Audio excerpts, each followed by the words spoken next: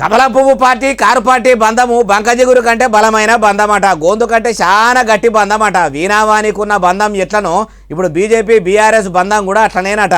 పెయ్యిలు వేరైనా తలకాయలైతే ఒకటేనట.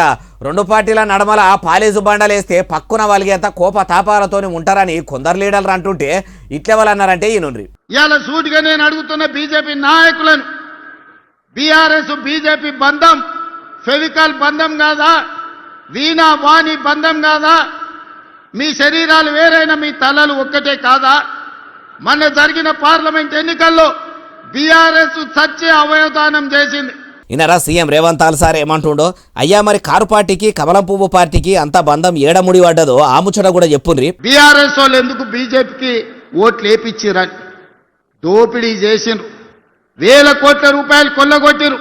ఇవాళ బీజేపీ జాతీయ అధ్యక్షుని, హోంశాఖ సహాయ మంత్రిగా పనిచేస్తున్న ఈ జిల్లా పార్లమెంట్ సభ్యుడు బండి సంజయ్ గారిని కిషన్ రెడ్డి నేను సూటిగా అడుగుతున్నా, కాళేశ్వరాన్ని ఏటీఎంగా మార్చి వేల కోట్లు కొల్లగొట్టిందని అమిత్ షా నరేంద్ర మోడీ గారు తెలంగాణ రాష్ట్రంలో అన్నమాట వాస్తవం కాదా?